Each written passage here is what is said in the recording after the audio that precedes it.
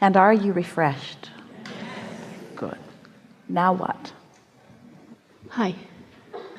What I want to talk about is enlightenment. And which is what we call alignment. Okay. Here's where I get a little hung up. That's not enlightenment. I know. Thanks, bye. Want to sit back? Want to sit back further? I'm aware from the discussion today how I am not in a place where that can happen because of my own vibration and sometimes, yeah. Yeah. But I do practice a lot and have for many years. One of the things that doesn't make sense to me is there's a couple of teachers out there who appear to have that state, that attainment. And when you read about how they attained that, they were in a state of complete and utter despair. And then this awakening happened to them, presumably out of the blue. They weren't theoretically wanting it. They didn't know what it was, but there it is. And then their entire lives changed. This thing happens to all of you in this sense. When you really know what you don't want, you launch stronger rockets about what you do want. So it's logical that in a time of true and utter despair that you would launch a stronger rocket of desire than ever before. Ordinarily, once you launch that rocket, you are not prepared to maintain the frequency of it. Mm-hmm. It takes some practice for everyone. What happens is you sift through life, you launch a rocket, it's new to you, you're used to hanging around over here in the absence of it, but then you can meditate and you can focus on positive aspects and you can find the feeling place of the new desire and you can close that gap, and now you've closed the gap, so you're standing in the vibrational frequency with the vibrational version of it, and now it manifests.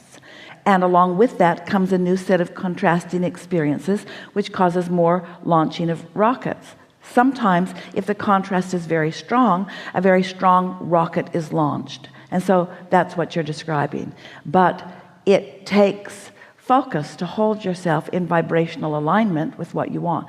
Now, maybe it was an experience that was so extraordinary and so astonishing that it got their attention and they were never able to not think about that again. In other words, a sort of miraculous thing that happened and they knew it, and so it was easy for them to stay focused there. Mm-hmm. But just the same, they launched a rocket and somehow managed to stay in vibrational sync with it. I guess it's that miraculous thing that I want. Well, the thing about that is, and we wish alignment for you also, but we would rather that you don't get in a place where you think that you have to achieve it and maintain it forevermore, because it's something that you can get back to anytime you choose to. Mm-hmm. Alignment is not something like a college degree where once you receive your diploma it is yours forevermore. Mm-hmm. It either is or it isn't in the moment, and you can tell by the way you feel. Mm-hmm. And then you can do something about it. Mm-hmm. So alignment really is a practiced state of vibration, and the reason that we so much want you to hear this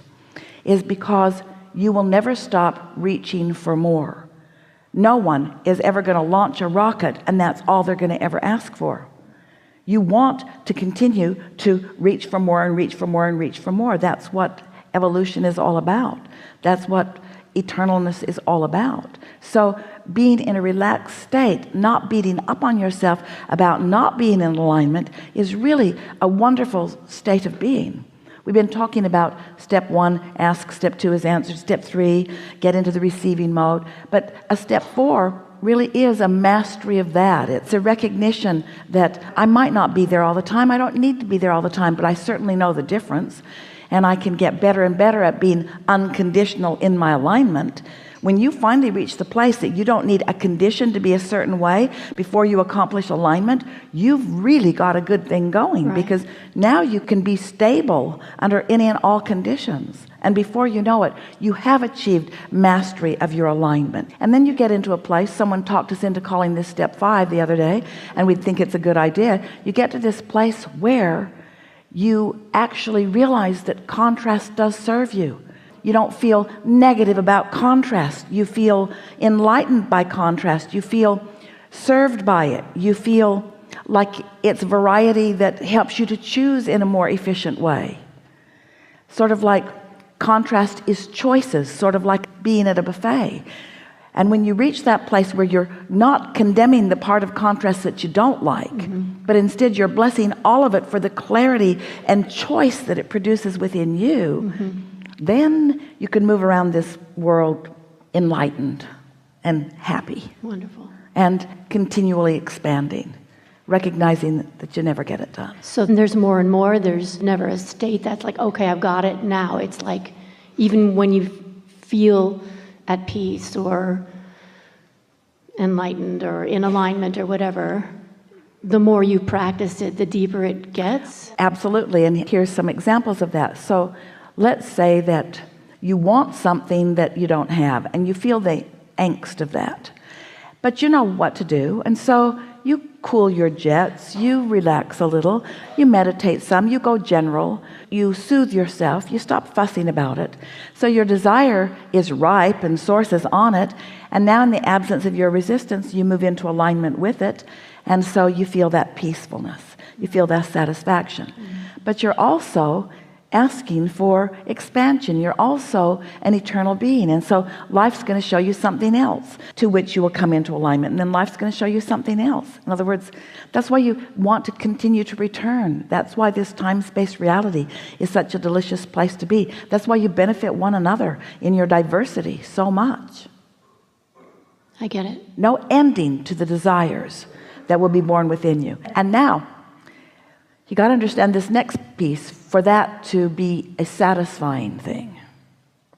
Because if we say to someone who believes that they will only be happy once they get that, and once they get that, and once they get that, once they accomplish all those big things that they want, you go down the list, I need to get all these things in place and then I'll be happy.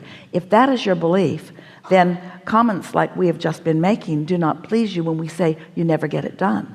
You're never going to stop having new desires be born. But if you understand that what happiness is alignment with the new idea, then you want to say, bring them on. If you begin to realize that it is not the destination that you're reaching for, it's the process along the way that is so life-giving. Several of you were on the Alaskan cruise that left from Seattle and returned to Seattle, and we were teasing our cruising group one day in seminar. We said it would be like showing up at the port and them saying to you, well, this is where we are leaving from, and it's also where we are coming back to, so get off now. Your journey has been completed. See, it says right here on the itinerary, leaves Seattle, returns to Seattle, so get off now. And everyone would be a little unhappy about that because they weren't taking the cruise to complete it. They were taking it to be on it. They were taking it for the fun, for the places, for the experiences. And so that's what your destinations or goals or the things that you want are. They're just your excuse to keep a going, you see. And when you relax into that never-ending freshness of desire, people, we began with this comment today, people sometimes put enough contradiction into their own desires that their desires don't feel pleasant. But when you figure out how to no longer do that so that your desire stays fresh and rich, then new desires are something that you savor, something that you want, because you realize it's just more opportunity for you to be pleased by your relationship with life and with source flowing through you in your life. So the contentment that you talk about, that contentment is alignment. That contentment is enlightenment. That clarity is enlightenment. That absence of resistance is. But how are you going to know the deliciousness of absence of resistance unless you've experienced some presence of resistance? How are you going to know that you want to eat or that you've had enough? How are you going to savor food if you haven't been hungry? How are you going to feel the satisfaction of soothing yourself if you haven't gotten a little out of whack? This is the way you're molding the clay. But step 4 and further step 5 is when you don't freak out in any moment that you're not in that miraculous state of alignment.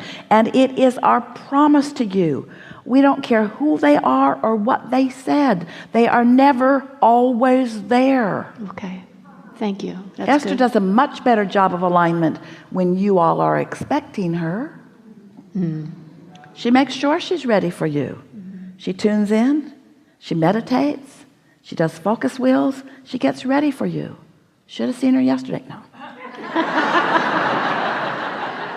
She stays there mostly, but you've got to be flexible in your world, yes? Yeah. And there is no one holding you to a standard. There's no one saying, you're not in alignment, we're done with you. In fact, the reason you feel negative emotion is because we are never done with you. If your source would let loose of you when you were feeling negative emotion, your negative emotion would go away immediately, because your negative emotion is your indicator that you're not where source is vibrationally. So every time you feel bad, say to yourself, good, source is still with me. It's worth a try. Source must really care. Source must be focused. Source must see this differently than I'm seeing it. Source must know something that I'm not letting myself know right now. Wonder what it is. As you start looking, you'll find it. Good. Enough? Yeah. Really good. Thank you.